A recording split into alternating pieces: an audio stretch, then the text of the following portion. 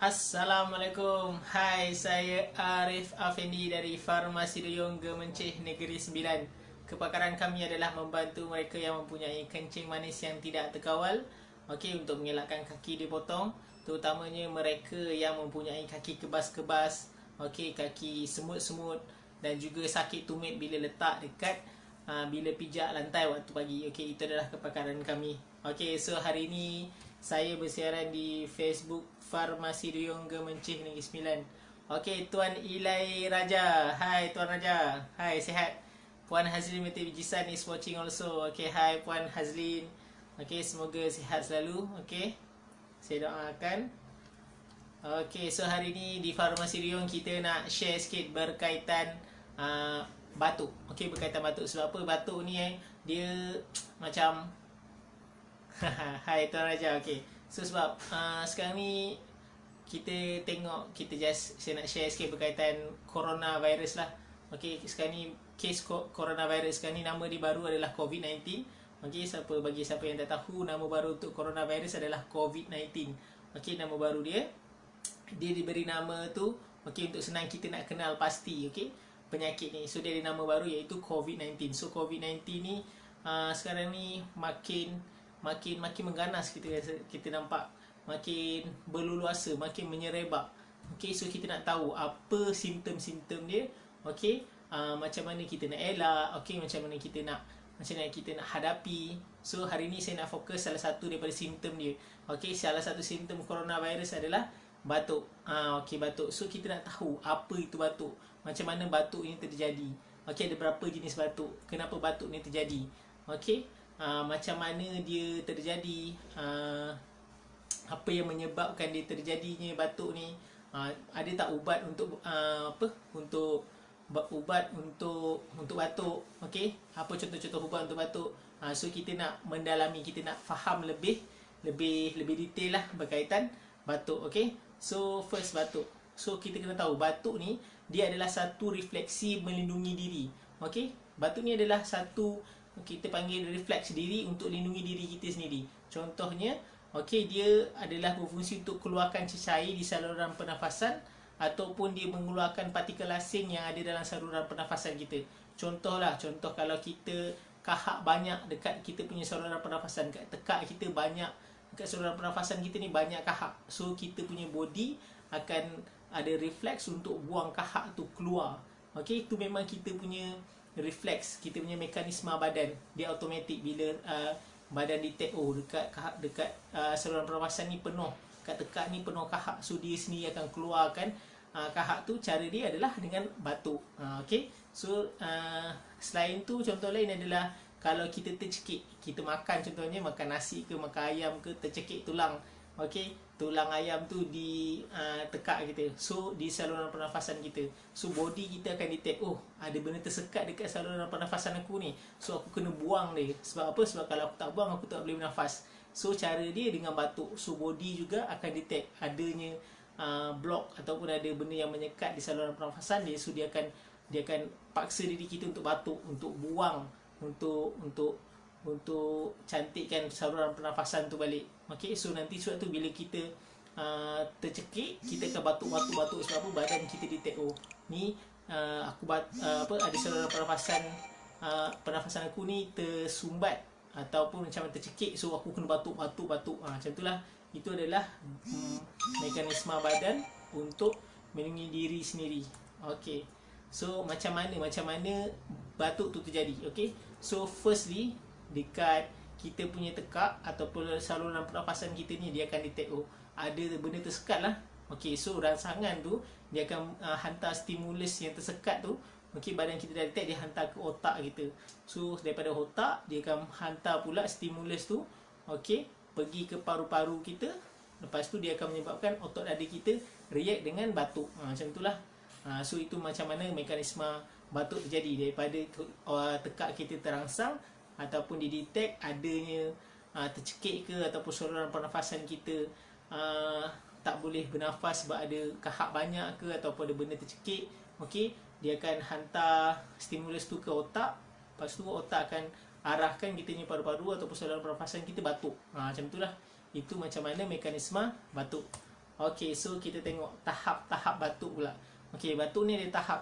Sebab apa? Sebab bila kita nak tengok batuk ni, kita kena check. Okey, batuk contohnya batuk, biasanya orang yang datang kita akan tanya dia berapa lama batuk. Ni soalan common lah. Dah berapa lama batuk? Sebab apa? Sebab tahap berapa lama batuk tu menentukan dia punya tahap batuk dia teruk ke, sederhana ke, atau biasa je. Okey, so kalau yang biasanya, batuk yang normal lah kita panggil, biasa akan terjadi ialah kurang daripada 3 minggu. So siapa yang macam batuk dia kurang daripada 3 minggu tu adalah batuk yang biasalah, yang normal. Okey, mungkin disebabkan demam ataupun ada jangkitan paru-paru sikit. Okey, itu adalah jangkitan biasalah, iaitu tahap batuk yang normal. Yang sederhana teruk, okey, yang sederhana dia boleh terjadi batuk tu 3 hingga 8 minggu. Lama sikit, 3 hingga 8 minggu batuk tu boleh terjadi. Berpanjangan lah 3 hingga 8 minggu. So ini adalah batuk yang sederhana teruk. Biasanya terjadi kalau ada infection lah. Ada infection, dia boleh terjadi 3 hingga 8 minggu. So tahap yang teruk, sangat teruk, dia boleh menjadi batuk tu berpanjangan sehingga lebih daripada 8 minggu. So kalau ada saudara mara kita ke, adik-beradik kita ke, yang kita tengok dia batuk 8 minggu dan ke atas, lama betul, 2 bulan ke atas lah, hari-hari batuk.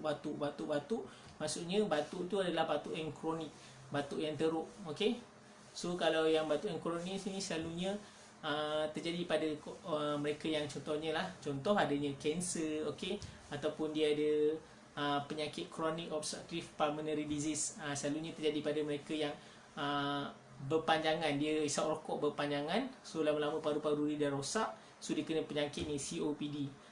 Ini selalu terjadilah.